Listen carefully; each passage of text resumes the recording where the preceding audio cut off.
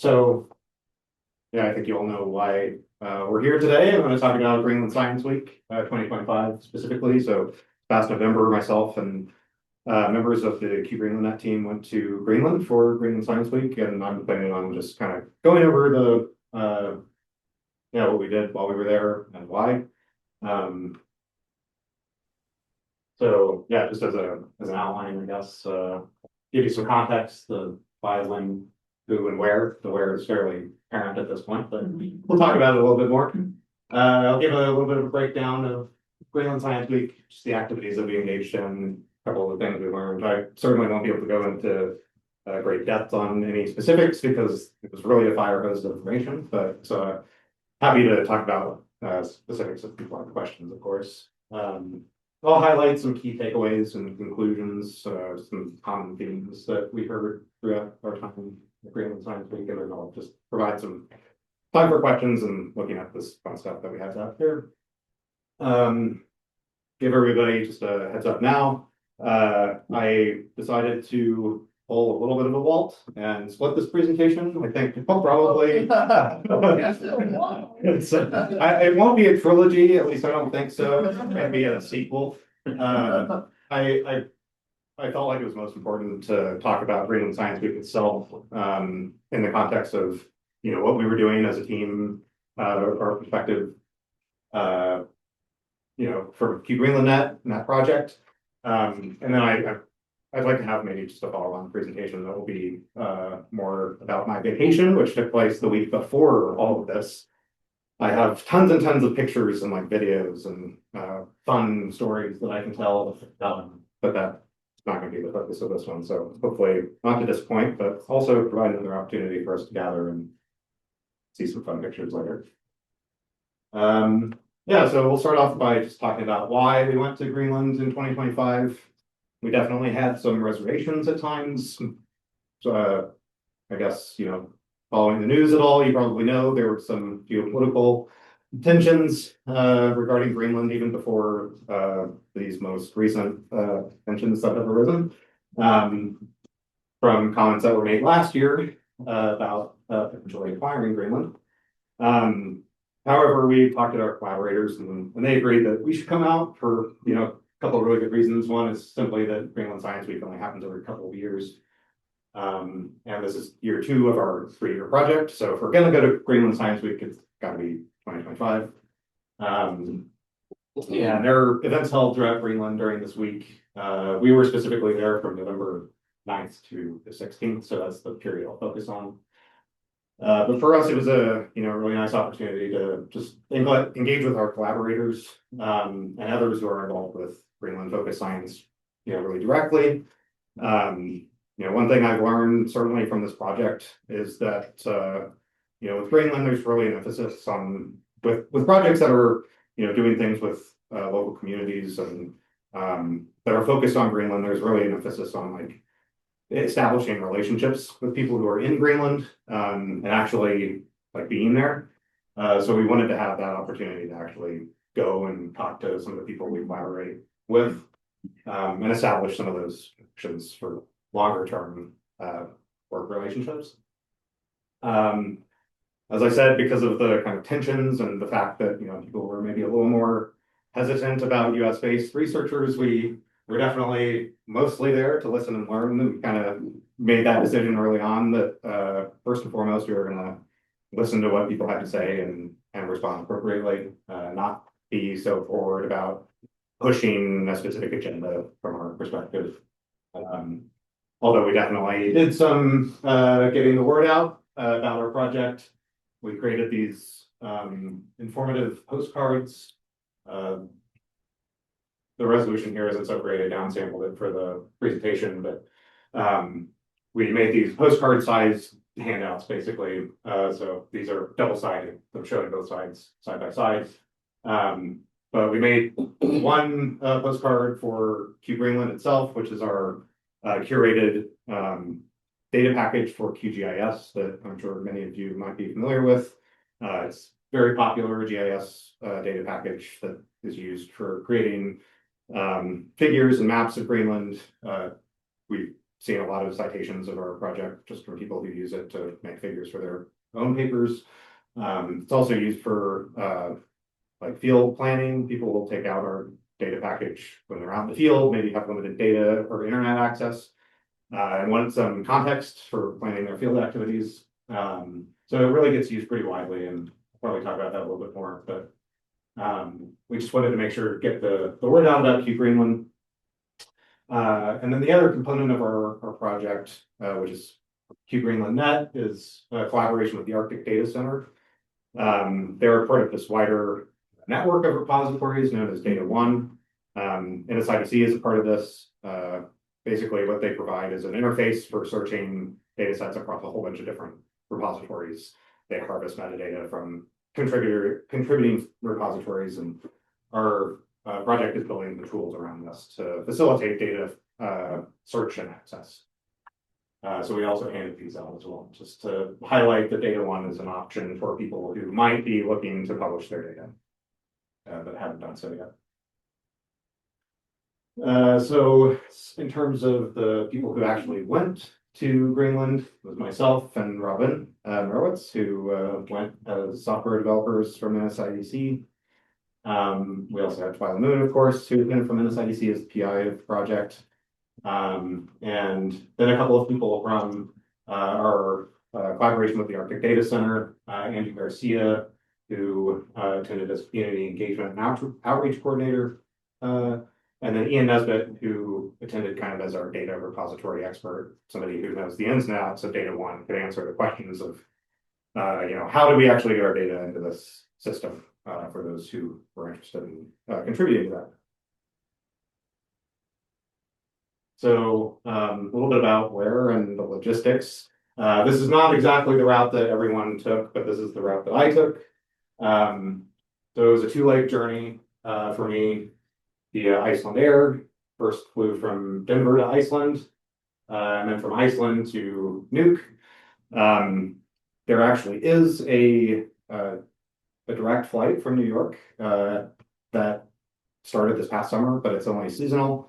So at the time that we went, it was not operating in November, so we had to choose an alternative, and it was fairly smooth going. I had a couple delays along the way, but overall it was fine. We did have to get exceptions for the Fly America Act because we flew a non-US based carrier, but that all was fairly simple to get through series travel.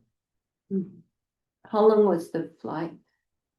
From Denver to Iceland, I think it was like 7.5-ish, somewhere in that range. What it was. And then from Iceland to Nuuk, I think it was somewhere in the like 3-hour range. I don't remember exactly, but it felt like it went really fast, especially after the longer flight from Denver to Iceland. But 7:57.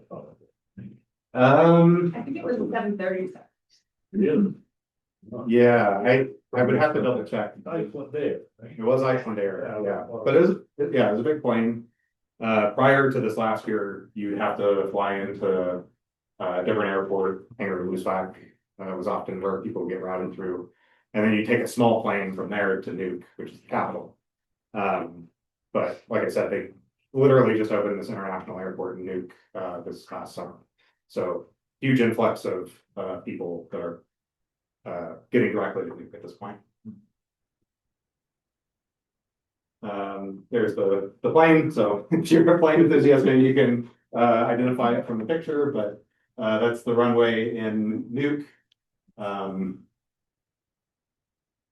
And almost immediately after getting off at Nuuk, one of my favorite things about being like in Europe is all the bakeries. So I went to a bakery and immediately got some Danishes, and then the other most important thing for me was to find some ice.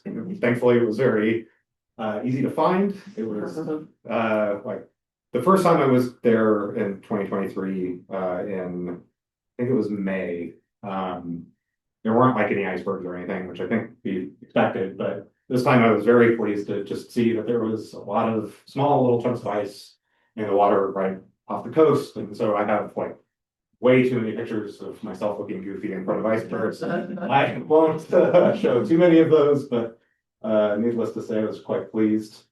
It's a really beautiful area. I mean, I don't have a ton of pictures of Nuke in here, but this is just a kind of representative of what it's like along the coast. A lot of beautiful colored buildings and rugged coastline and a lot of ice. Here's just some ice looking out for the fjords surrounding Nuke. There are about, I think, like 20,000 people who live in Nuuk, and it's by far the largest city in Greenland. It's about 57 to 60,000 people total in Greenland, so it's a very small country in terms of people. There are a lot of stairs. Did a lot of climbing. The landscape is very rugged, so a lot of times buildings are like on pylons and things just to keep them up off the rocks and ground and stuff.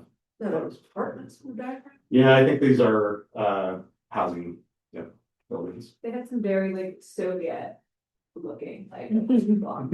Brutalist.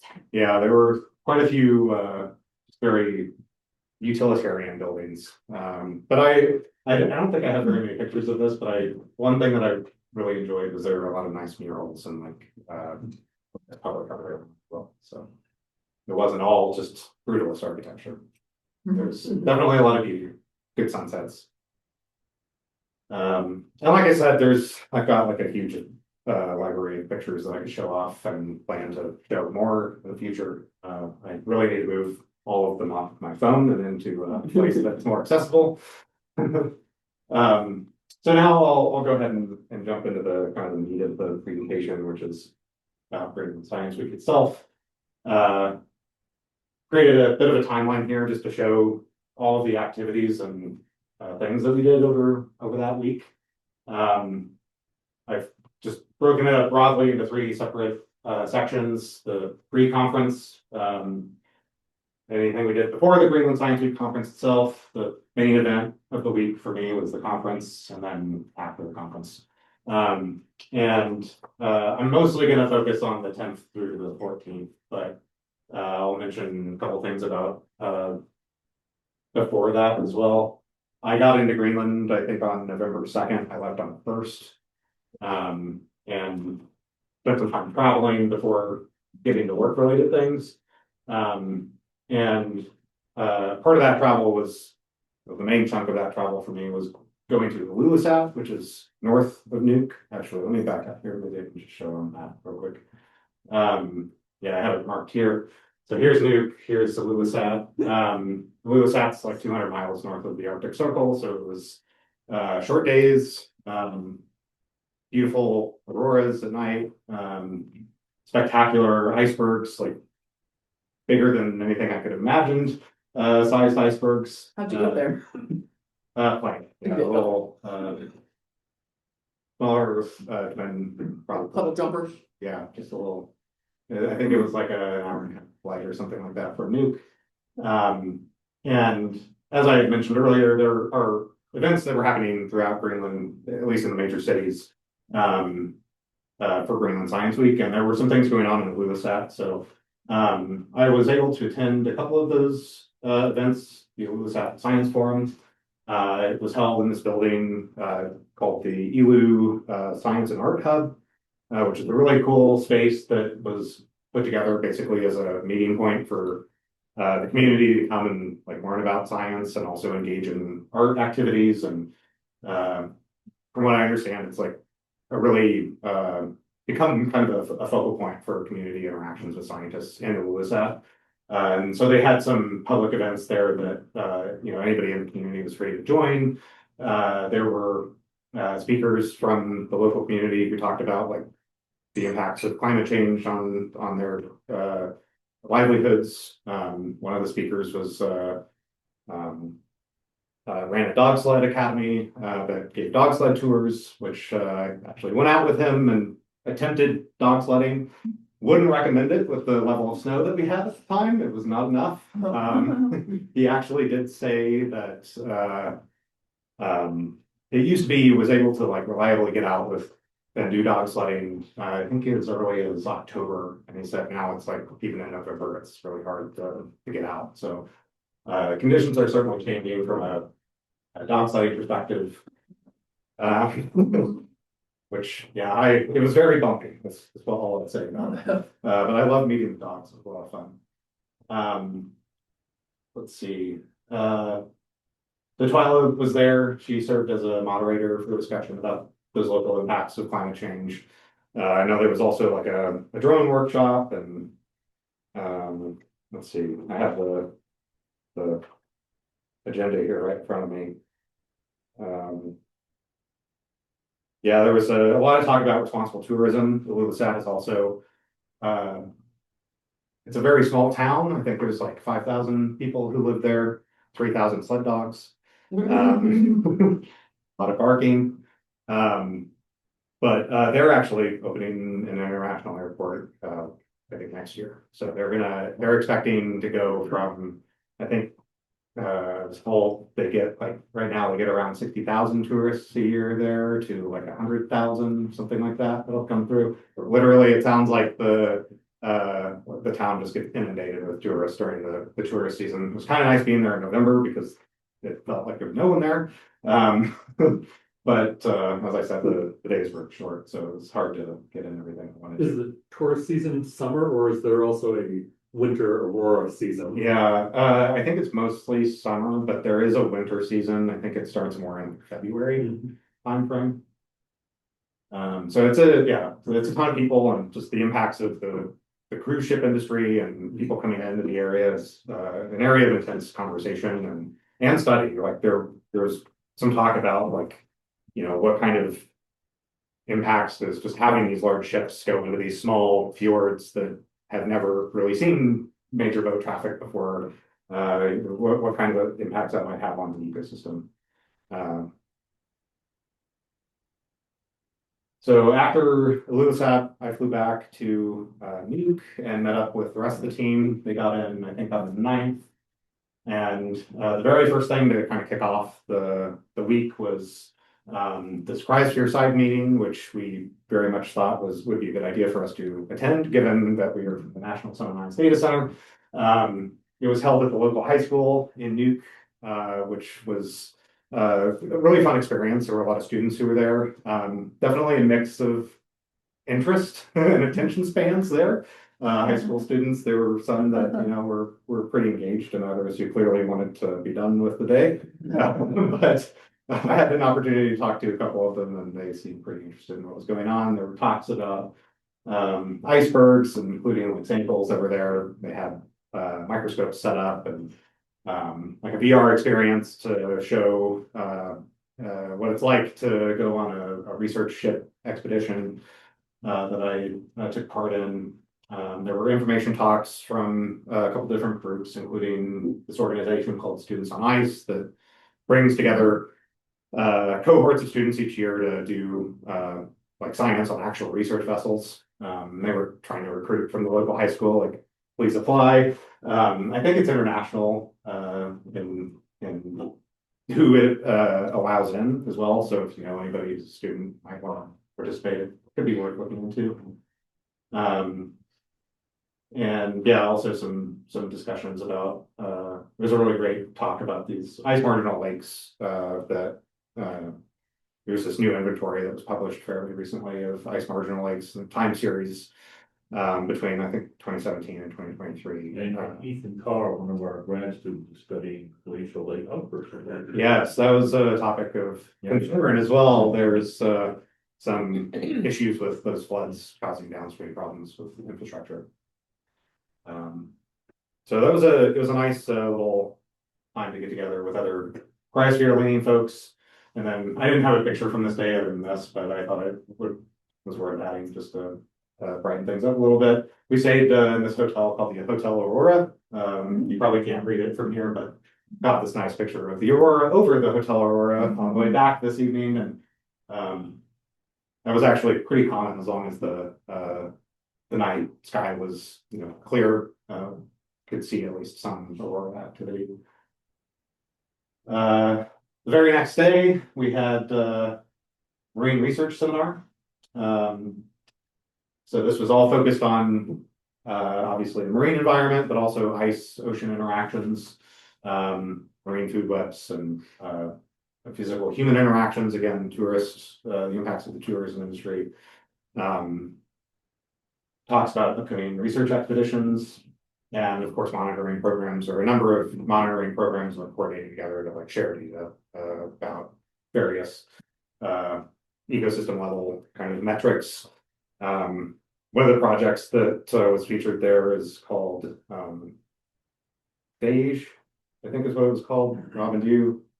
Okay, I had it down earlier, but it was focused on looking at trends in like toxin levels and algae, for example, in areas that are being fished. There were also talks about like establishing fishing like safe zones, areas that they might want to prioritize for, you know, if things start to get out of control, like we probably want to shut down these areas first because they're the most ecologically sensitive. So it was really, you know, ran the gamut of topics related to marine research and science. It was pretty interesting. Lasted about half a day, and then we got an opportunity to have lunch as well as part of the seminar, and had some opportunities to talk to people face to face at that point, which was really great. I can't remember her name, but I had an opportunity to chat with somebody in the Greenland government itself, and just really interesting to get their perspectives on you sharing data and mapping. So definitely a good opportunity for us to do some networking. Later that day, there were some kind of side meetings for specific projects that were being held. So I attended this one on IceLink, which is a pretty new project. It was like just getting off the ground when we were there in Greenland. They were really trying to get like attention and as many people onboarded to the project as possible. It dealt with basically trying to take climate models and really fine tune them to specific local conditions in order to answer questions about how the climate will change with respect to like infrastructure or specific fishing needs, or, you know, really specific societal like benefit areas. So I attended this meeting, and like there were some people from the telecommunications company that runs all the telecommunications in Greenland who were interested in this project because they wanted to know what communication towers that they have spread across the coast of Greenland are most susceptible to icing events in the upcoming years, because they were like in the middle of this big infrastructure project to assess, do we need to add new technology to the existing communication towers to like heat them and keep them from accumulating too much ice? Do we need to replace them with a completely new technology, or do we need to like be prepared to send people out in helicopters to knock the ice off regularly? Apparently they have to do that now, like they'll go up semi-regularly, and like somebody will knock these poles with a hammer from a helicopter. It sounds kind of hazardous. You know, these are really remote parts of Greenland, and like the folks from the communications company were saying, like there are certain stations that they found over recent years have just been more and more susceptible to these icing events. And so they were saying, like, we want to know why, and we want to know, is this going to be a continuing trend? Another example was hydropower plant operators there were attending this meeting, and they were interested in, okay, we're seeing a lot more of these like glacial lakes and, you know, melt runoff. How can we harvest that? Like, where should we look to put these new power plants and really harvest that energy? So I thought this was a really cool project. It's definitely something to keep an eye on. And they're hoping to build out some tools to allow people to individually go in and like tailor their forecasts for their area of interest. So right on the heels of that, we had the Greenland Science Week conference itself, November 12th and the 13th, those 2 days. And actually the evening of the 11th, we also had a conference reception, which was pretty nice. It was a good time to just chat with people who were attending and get a sense for who was there. Also had some great spread of food I enjoyed, some things more than others. Wasn't the biggest fan of the whale, but other items are great. I really like reindeer. That's good. I had reindeer when I was in Iceland. Yeah. It was really good. Yeah, it is. Which I'm like, couldn't decide if I was okay with that or not, but it was good. Yeah, it was. Yeah. It's very common What there. about the whale? Yeah, Like it. I wasn't the biggest fan of that, no. I don't think I quite finished the piece that I had, to be honest with you. It doesn't taste like chicken. And it's not quite a chicken flavor, no. All, it's like raw. Yeah, and most Yeah. of the food that was served was served raw. Or Cured. like cured. Yeah. Right. So yeah, just some an overview of the conference itself. There were plenary sessions where everybody came together, and there were talks about a variety of different topics ranging from public health related items. There was one person who gave a presentation about like diabetes in pregnant women in Greenland and the characteristics of that versus like other European populations, which I thought was really interesting. There was one person who talked about the history of like cryolite mining and Danish exploitation of that resource and some of the kind of cultural sensitivities around that. There were talks about like homelessness in Greenland. It was really like anything and everything that you could imagine. And there were also these parallel talks, 2 different rooms where you could choose, which track you wanted to do. Which generally, like, the tracks kind of tried to group things together that had similar topics. But again, like, it really ran full gamut of what you might expect. There was one person in one of the sessions I attended who was talking about language models for Greenlandic specifically and other like Arctic languages, and just talking about how that has been like underappreciated by these major companies. It's mostly, AI models are trained on English language texts, and so his work was focused on how do we bring in like Greenlandic into that. There was somebody who was talking about polar bears and tracking those, and see, I met one guy who was there that was affiliated with the Smithsonian and worked, I think he was a professor at Harvard. He was the project lead for the project who created the composite image of the black hole at the center of the Milky Way. I was like, why in the world are you here? What does that have to do with Greenland? One of his telescopes is in Greenland. They have a network of telescopes all across the world, but he said he heard about Greenland Science Week. He thought it would be appropriate to attend. So it was really like interesting just how many people were there, and I think it was like one of the largest conferences that has been held in Greenland so far, from what I had heard. It was held in this beautiful building, the Culture Center there in Nuuk. You probably can't see it very well here. This was in the morning before the sun had come up. They were like projecting things on the outside of it. Greenland Science Week was very prominently displayed. But the shape of the building itself is like designed to look kind of like an aurora. And they also have like lights that are meant to mimic that as well. I'll show a picture a little bit later of the inside of the building, but it's a really nice facility. Let's see. In terms of Q Greenland team activities at the conference, Robin presented a poster that she put together. I didn't get a picture of you in the poster. Selfishly, I put together the presentation. But it's all mostly Robin took the lead on putting together the poster. So she did a great job with that. We had a lot of people come by. I was so proud of this actually. Like I took a turn standing in front of the poster and just greeting people as they came by, and like every single person I talked to had either heard of Q Greenland or was actively using it. And yeah, just people on more than one occasion I'd be talking with people and they'd be like, so what brings you here? What are you doing? And I'd start to explain, I'm here from a data management perspective and work on this data package, and it's for GIS. Do you know what GIS is? And they're like, wait, are you talking about Q Greenland? Yeah, of course I do. So I should have just started with that. But Ian, our collaborator from the ABC, who works more with data repositories themselves and is an expert on Data One, gave a talk about federated data repositories and our project as a whole, generated some attention. We had some folks come up afterwards and ask us some questions about how they can get onboarded, which is great.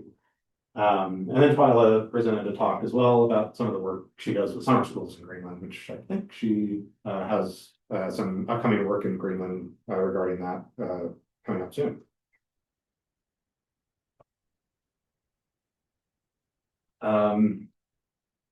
Yeah, let's see, I guess I'll move on to our meeting at Asiak on the 14th, just after the main conference.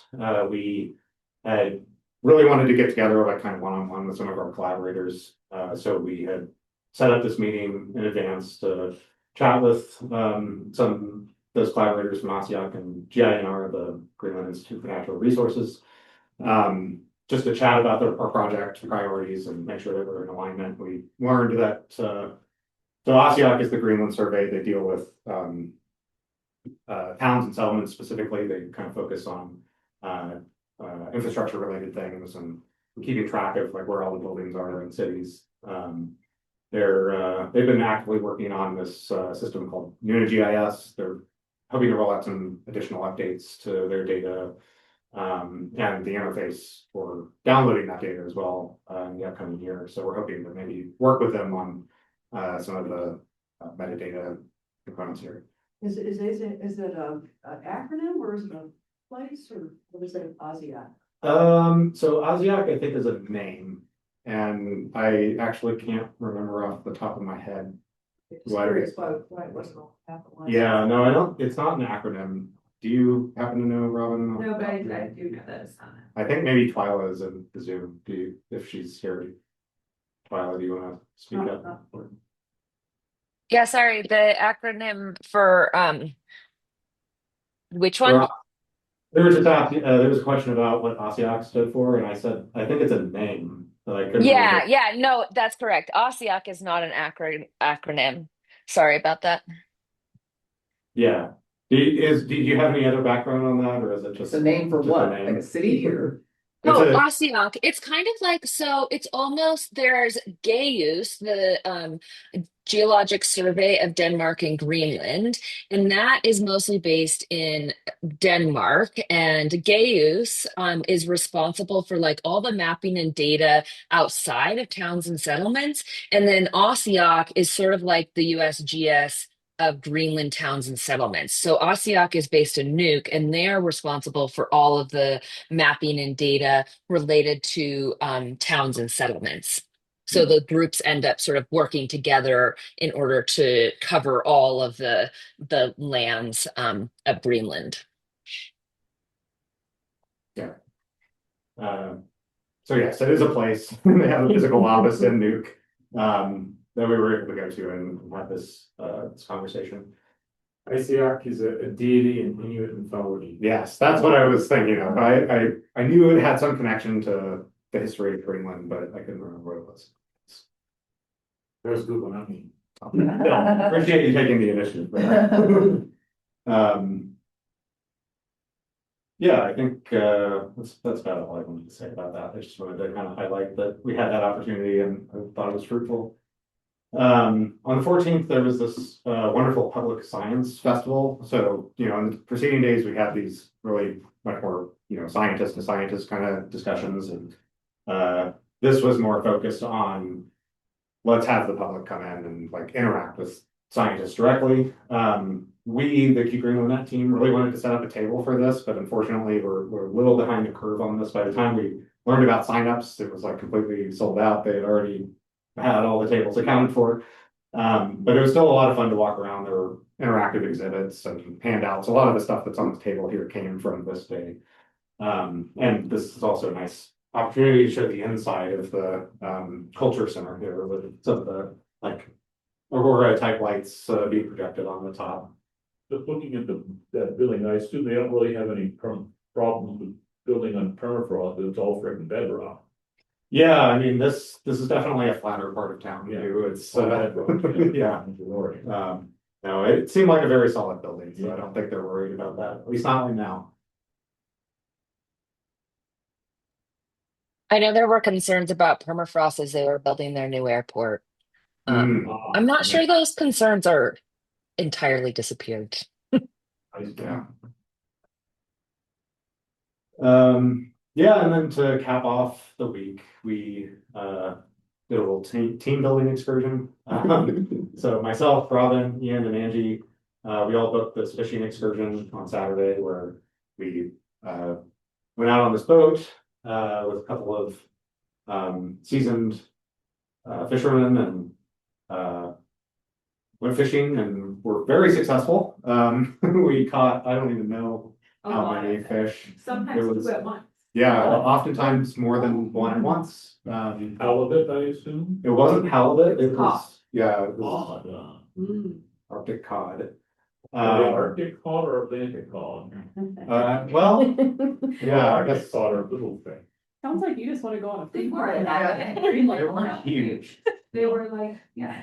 Yeah, it may have been Atlantic. I need to double check my notes on that, but in any case, they ended up being delicious. Absolutely delicious. Better But what- whale. What we ended up doing was we went out and, in this picture, you can see where our first attempt at fishing. We had these spools. It was a very simple setup. It was just wooden spool with fishing line attached to it. And then at the end of the line was, I think 5 or 6 hooks that we had, plastic worm, baits on. And we just lowered it to the sea floor and then we brought up the, off the bottom just a little bit and basically just kind of, jerked it around a bit and then you'd feel something hit it and you'd spend a few minutes reeling it back up. Your arms would be tired by the end of it and you'd have a couple fish on the end. And like by the end, we had this huge sack of fish that was just completely full and, Did you have to buy the lenses? we did, yeah, we did have to buy a license, so we went to. The post office, I think is what it was in Nuke, and we bought licenses there. I think it was like the equivalent of $10 or something like that. Which was admittedly pretty small compared to the cost of the excursion itself, but it was absolutely worth it. It was like, it was definitely filled up like half a day, say. We were out on the water for a couple hours maybe. Yeah, I felt like almost all the sunlight part of the day. Yeah. Just really beautiful scenes. It was really foggy when we first went out and kind of like could occasionally see peaks in between the fog and then it cleared up a little bit for us and got some really great views. And then we came back from the fishing and we had a little taxi waiting for us that took us to a little restaurant that prepared all our fish for us. So it was like a 3-course meal. We started with a soup. I thought the soup was all it was gonna be, and like I was very happy with that. And the next one came out, and it was like a more traditionally prepared, boiled version of the cod. That was also good, and I was like, wow, this is great. And then another one came out, and I was like stuffed by the end of it. It was really, really good though. What is the orange? Is it squash? The, In the bottom right. yeah, either, both, the like Yeah. wedges in the one on the left and then the. Yeah, so both of these have potato, that's the wedges. And then this sauce was like a curry type sauce. And they grow potatoes in Green, can't they? I believe. Maybe. Possible, yeah. I know they import like a lot of their fresh. Right. I think they grow potatoes. Yeah. I went into the supermarket a few times and like you could really tell like how long it had been since they got their last like produce influx, because like I went into one of them and it was like all their bananas were just like way over ripe. But there were definitely a couple times I went in and I was like, yeah, they were just recently got restocked. Yeah, so that was the main kind of events of the day. I'm just gonna back up again to highlight this because I really wanted to, just show there really was a lot that we did over the course of this week.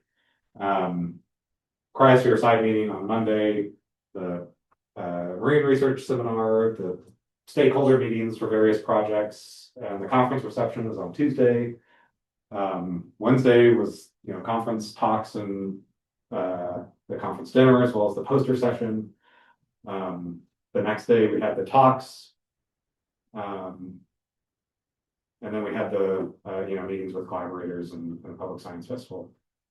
It doesn't look like as much as it felt like, I'll tell you that. Like it was definitely a packed, felt like every minute of the day was consumed by doing something.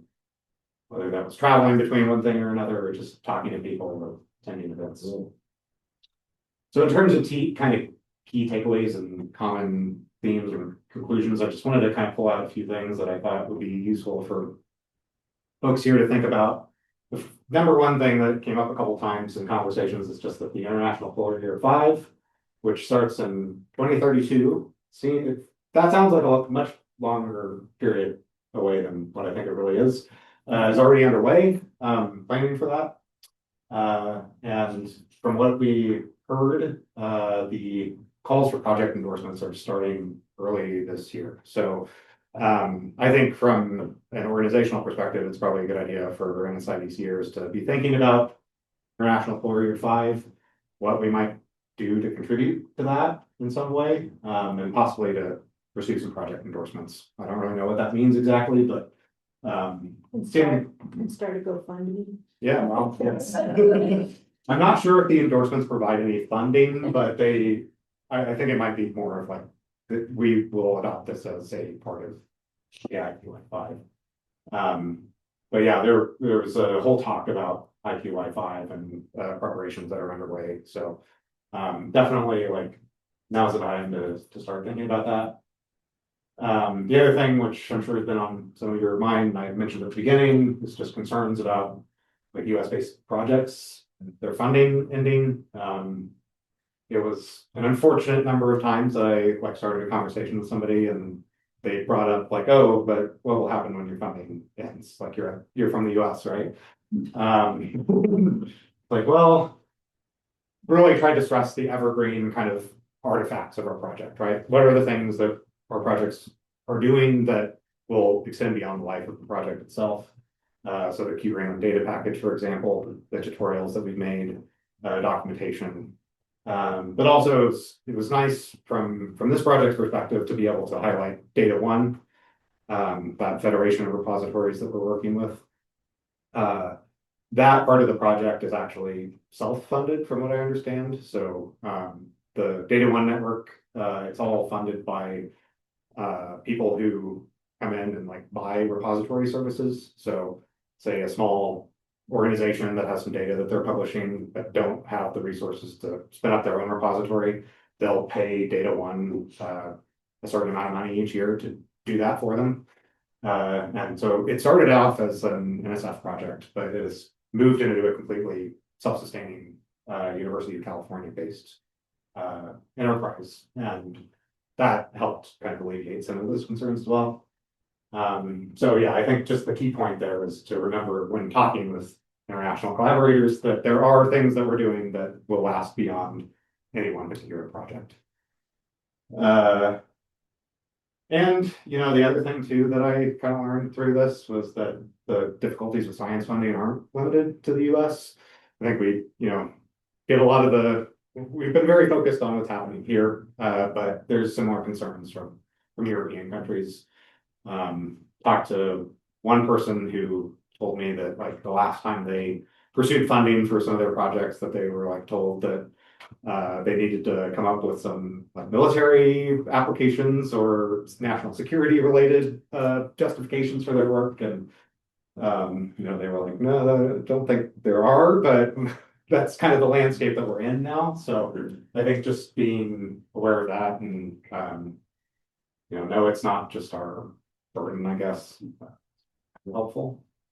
And then the other kind of takeaway that I wanted to highlight here was something that I've seen come up again and again in recent years. It's definitely not new, but these ArcGIS story maps are very popular. And I think they're just increasingly used for science communication. And it's something I don't think I've seen anybody at NSIDC put together.